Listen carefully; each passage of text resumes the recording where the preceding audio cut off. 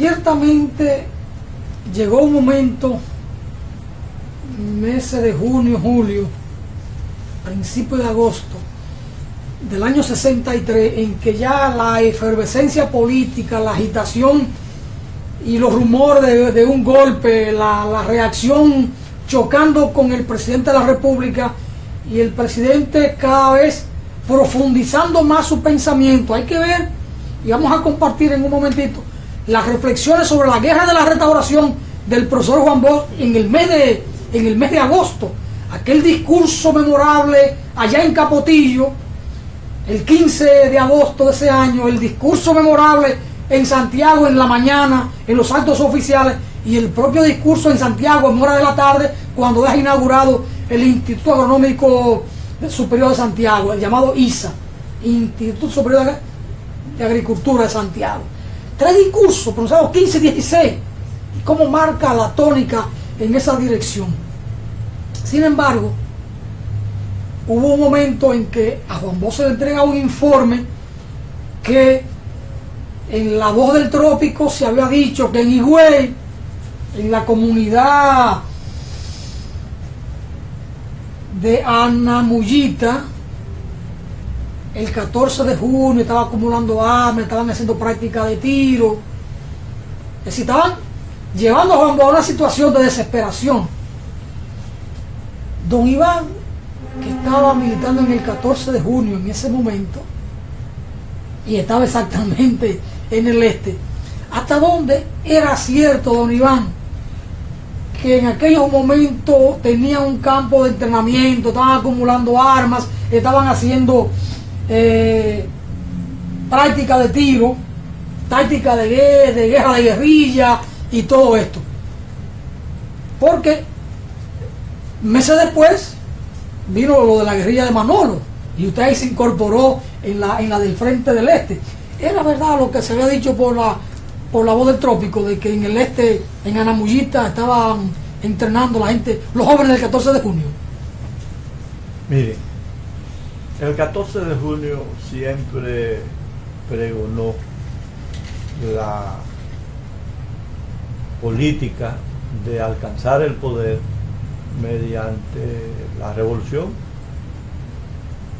Por eso el 14 de junio no participó en las elecciones del 20 de diciembre de 1962 y el 14 de junio era una fuerza de oposición, era un partido revolucionario. Pero el 14 de junio, Manolo, que creo que... El 14 de junio no participa en las elecciones, no. Es opuesto a ese proceso electoral, es la fuerza principal de oposición de hecho a Juan Bosch, y sin embargo asume el papel que no asumió el partido político que llevó a Juan Bosch al poder, el PRD en ese momento, y es quien sacrifica a sus mejores cuadros en un frente guerrillero por defender la vuelta a la constitucionalidad o el retorno de Juan Bosch a la presidencia después del golpe de Estado. Son de las cosas que, aunque se expliquen, la gente en este país como que no termina de entenderlas. Ciertamente. Lo que pasa es que Manolo Tavares era un líder respetuoso de la palabra, de los compromisos, de las acciones. Manolo Tavares comprendió que el pueblo había decidido que quien lo gobernara fuera el gobierno del PRD encabezado por Juan Bosch. Entendió que la enorme mayoría de la población lo había electo para gobernar 4 años, y en ese sentido consideró que esa era la voluntad popular de la población, y en consecuencia y en consonancia con la ejecutoria del gobierno de Juan Bosch, con honestidad, con transparencia, el 14 de junio entendió que debía defender lo que el pueblo había decidido el 20 de diciembre de 1962. Y por eso entonces es el que sale a defender a Juan Bosch, o sea, al gobierno, contra el golpe de Estado. Porque ya antes, el 14 de junio, conocía de los manejos conspirativos y había hecho saber al profesor Juan Bosch de esos aprestos golpistas y había ofrecido su apoyo al gobierno de Juan Bosch. Incluso en una comisión que fue al Palacio a hablar con Juan Bosch, así lo expresaba el 14 de junio, su apoyo frente a esa situación, y planteaba salir al frente, movilizar la población contra los golpistas y tomar medidas contra los militares golpistas, y denunciar el Departamento de Estado que estaba estimulando y estaba organizando esa conspiración para echar abajo el gobierno. Lo que pasa es que Juan Bosch era una persona que entendió que había hecho un trabajo bien, que había respetado los derechos constitucionales de la gente, que practicaba y ejecutaba las leyes, y en consecuencia no le prestó mucha atención, aunque la conspiración era abierta, todo el mundo conocía de eso. Y el profesor Juan Bosch, en una forma algunas veces incomprensible de la gente, le respondió 2 o 3 días después a esa inquietud del 14 de junio en un discurso diciendo que un golpe de Estado a su gobierno duraría menos que una cucaracha en un gallinero. Y eso indudablemente o estaba muy mal informado, no conocía la magnitud de la conspiración y todos los sectores que estaban envueltos en la conspiración, porque no era la conspiración no era para jugar pelota, era para echar abajo el gobierno. Y ahí estaba la iglesia, y ahí estaba el Departamento de Estado rectoreando las ejecutorias de la oligarquía dominicana. Y por eso entonces Juan Bosch, que era un poco cascarrabia, si se puede decir así, sale con un exabrupto de esa naturaleza y no toma medidas, ninguna medida para frenar la conspiración, y entonces esa conspiración da al traste con su gobierno. Eso es, nosotros decimos que en ese momento el golpe de Estado rompió el dique de contención de la impunidad, la corrupción, y indudablemente porque en nuestros países se considera que llegar al Estado, llegar al gobierno, es para enriquecer a los sectores o a los grupos de poder que llegan a manejar el Estado. Y en ese sentido, ahí comenzaron, ya desde la caída de la dictadura, los gobiernos que se crearon, como el Consejo de Estado, todo el mundo vio que lo que hizo fue, una garata con puño para apropiarse de todos las empresas, esos grandes recursos que había acumulado la dictadura de Trujillo. Y entonces se frenó con el gobierno de Juan Bosch, y cuando le dan el golpe de Estado se rompe el dique y todo el mundo va a buscar su tajada, y eso fue lo que pasó. Eso es, digo yo, ha sido una desgracia por el pueblo dominicano, que tuvo un retroceso de más de 50 años atrás. Tan es así que el contenido de la Constitución de 1963 no ha podido ser superado. Incluso el partido que fue fundado por Juan Bosch no fue capaz, cuando llegó al poder, de reivindicar la vuelta a la Constitución de 1963, donde está claramente contenido el respeto a los derechos de los dominicanos y dominicanas. Y yo creo que ese proyecto que pudo encarrilar a la República Dominicana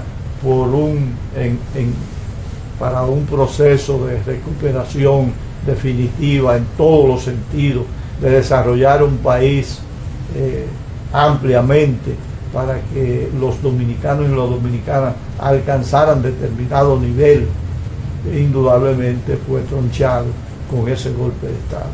Y hoy nosotros decimos que la mayoría no conoce el contenido de esa Constitución que fue hecha sobre la base de una constituyente, gente humilde del pueblo, obreros.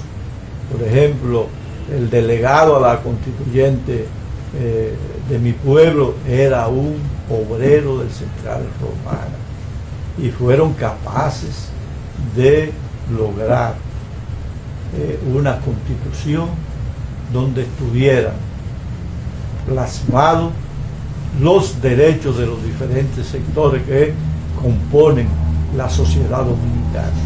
Y eso indudablemente, violado por ese golpe de Estado, nos ha dejado todos estos desastres que tenemos hoy en día, en la cual, para el beneplácito del pueblo dominicano, mucha gente se ha levantado con un color verde para enfrentarla. Y yo creo que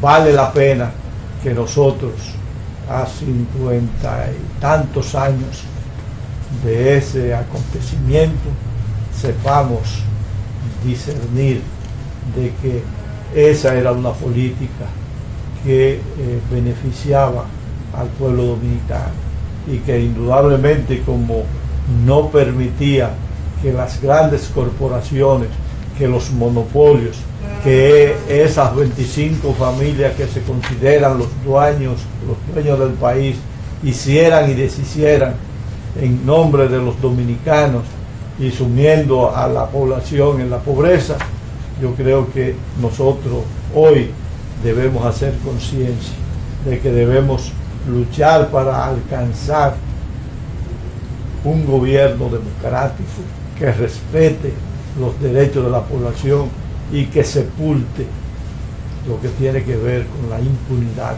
que es la base fundamental de la corrupción. Hay cosas que uno se las puede explicar hoy, o quizá preguntársela.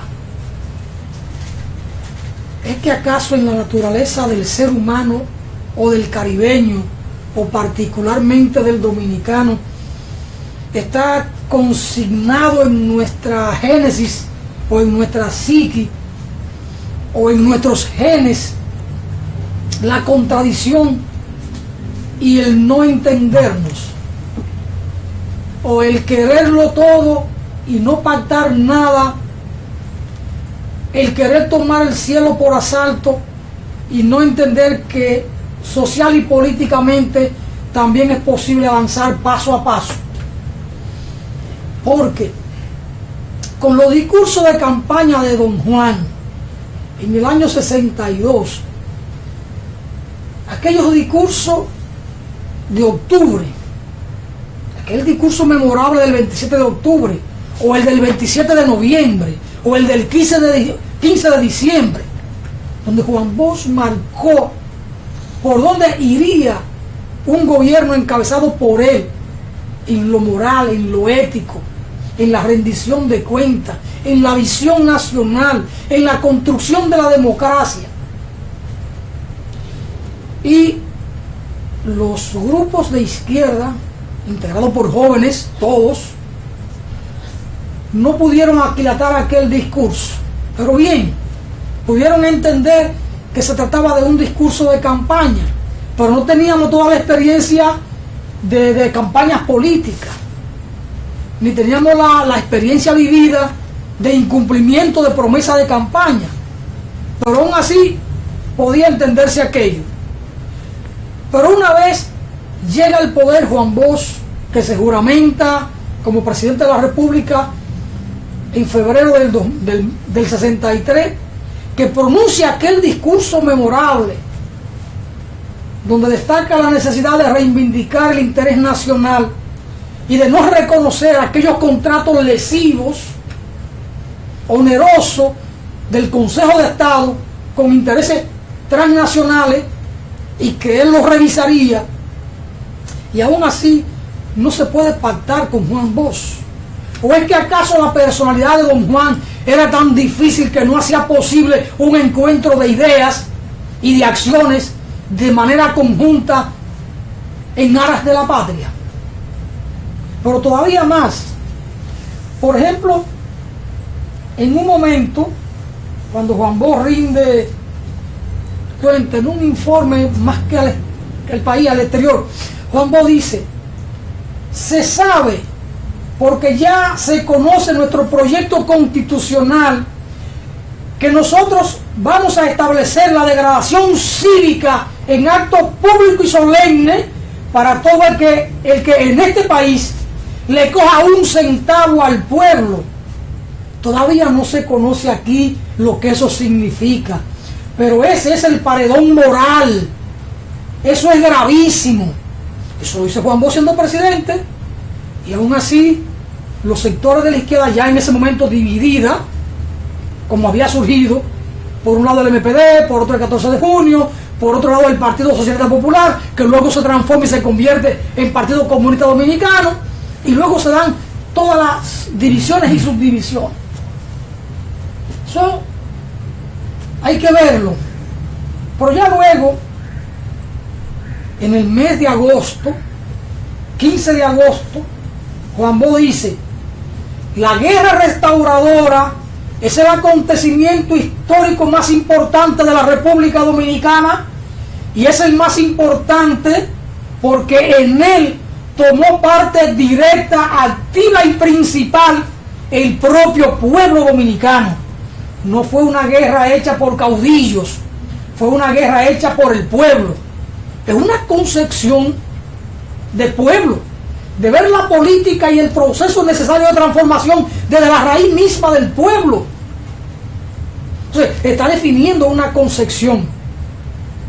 Y si su partido no lo comprende porque entonces está atrapado en sectores de poder económico, ¿por qué los otros, abanderados de la revolución popular, democrática o socialista, no entienden esta tónica del discurso y del pensamiento de don Juan?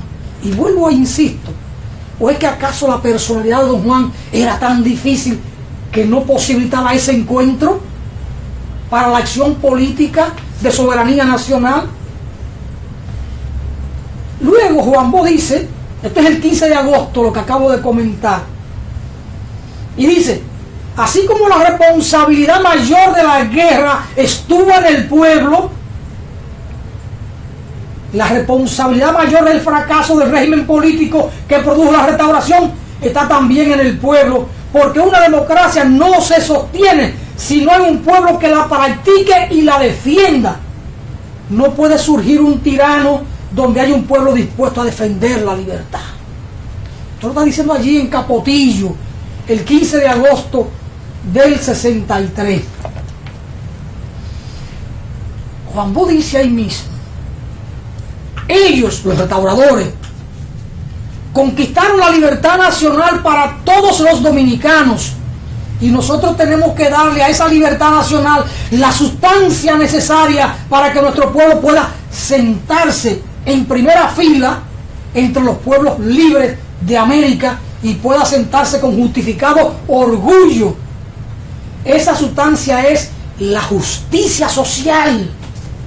Ahí está la médula del discurso. La justicia social. Ya habíamos comentado ayer el concepto de Juan Bosch de democracia, el concepto de Juan Bosch de libertad.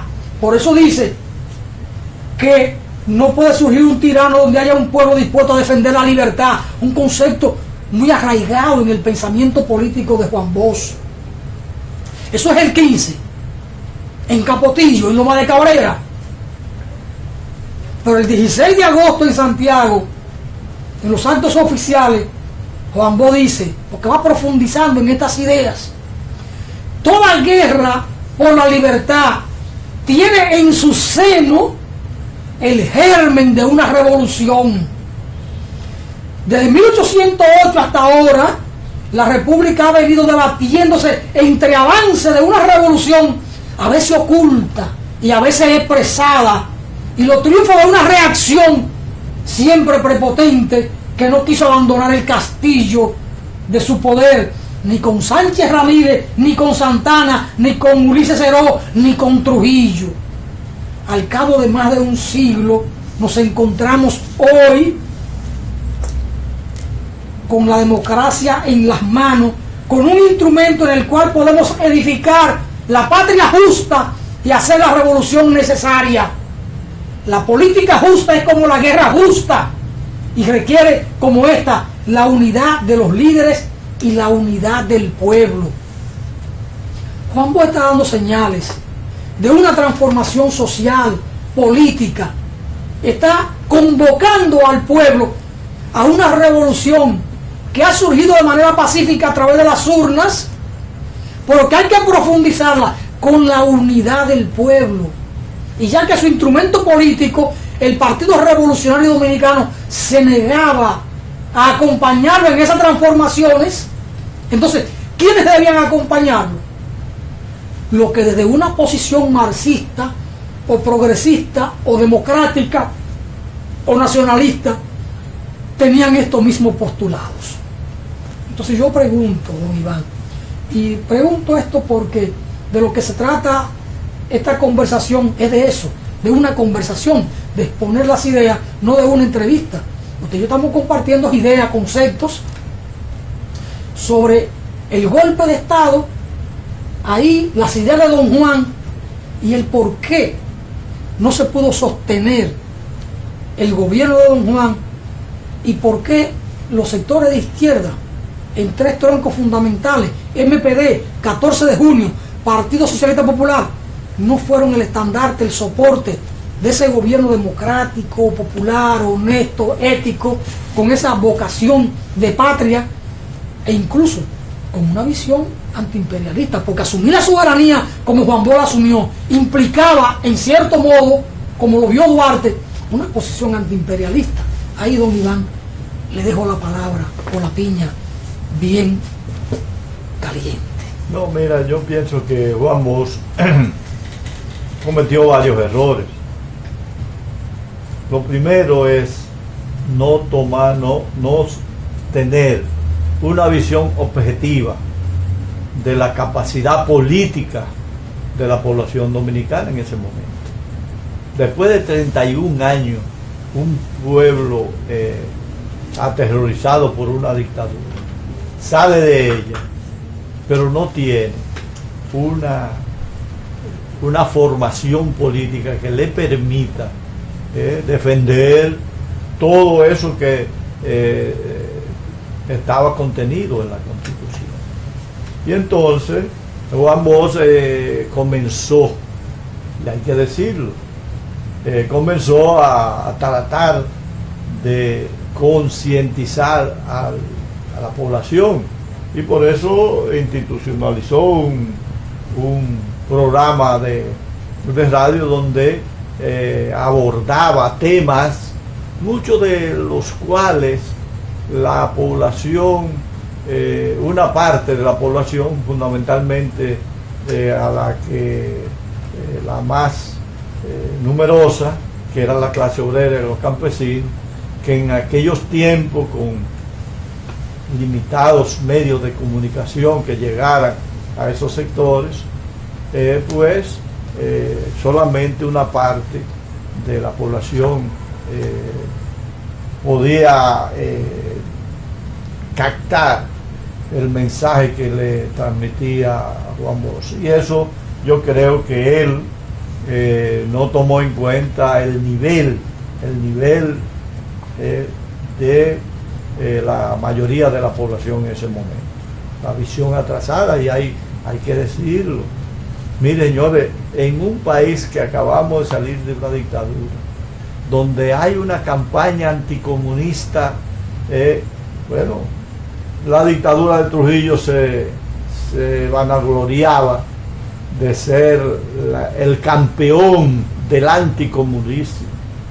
Y entonces, entre la iglesia y la dictadura, que tenían intereses comunes en ese sentido, en la lucha contra la revolución, pues hicieron un trabajo en el seno de la población que impidió que ese mensaje de Juan Bosch, y que estaban contenidos en los derechos en la Constitución, pudieran alcanzar a una población que saliera a defender esos derechos, que todavía no estaba consciente de eso. Esa es una parte. La otra es que Juan Bosch nunca quiso saber de las organizaciones revolucionarias. Nunca quiso saber de las organizaciones revolucionarias. Si en un momento ya donde se ve que los sectores golpistas se han unificado y van a tumbarlo, y va el 14 de junio a ofrecerle su apoyo, le sale con una respuesta de esa que le dio, pues indudablemente Juan Bosch no creía que su liderazgo estaba por encima de toda la conspiración y de todos los sectores. Incluso eso no solamente se da en ese proceso, se da en el proceso luego, ya contra la dictadura de Joaquín Balaguer, aquella famosa frase de desgarrapatizar el buey blanco. Eso refiriéndose a que entendía que muchos MPDistas, un acuerdo que más o menos se podía dar con los MPDistas, se diera. O sea, él siempre estuvo opuesto a una unidad, a un acuerdo con los sectores revolucionarios. No fue que los sectores revolucionarios no hicieron esfuerzo en ese sentido. Por eso, independientemente de que fuera Juan Bosch, o sea, le dan el golpe de Estado a Juan Bosch, el 14 de junio salió a defender lo que era el derecho de la población, o sea, a defender lo que había conquistado el pueblo, porque en definitiva fue el pueblo. Esa constitución y los derechos de la constitución, el 14 de junio consideró que debía defenderlo, debía levantarlo, debía hacer que las mayorías salieran a defenderlo. Por eso se da, y es una de las cosas que hablábamos ayer con un compañero, en el sentido de que Manolo Tavares salió en un momento en que dan el golpe de Estado, que no hay una situación en el seno de la población de alta, sino que está en baja por el golpeo que ha hecho la reacción, sale y organiza un levantamiento para defender el gobierno de Juan Bosch y la vuelta a la constitucionalidad.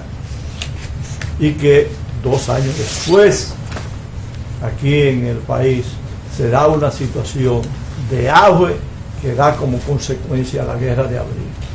Entonces me decía esa persona, ¿qué hubiese sido la revolución de abril con un Manuel Aurelio Tavares justo vivo? Entonces son situaciones que se dan en los procesos políticos, que tiene que ver con la visión, con la formación, con la comprensión política de los sectores que son protagonistas de esos acontecimientos. Interesante esta conversación, este diálogo, este intercambio con don Iván Rodríguez a propósito del mes de septiembre, el golpe de Estado contra el profesor Juan Bosch en 1963. Una lección política que hay que aprenderla, porque no podemos perder la memoria de esta historia nuestra tan hermosa, tan contradictoria, y que hemos tenido tantas oportunidades de tomar el cielo por asalto o de tomar las flores para caminar siempre hermosamente con una flor en la mano. Vamos a una pausa y al retorno vamos al tercer segmento de conversación con don Iván Rodríguez.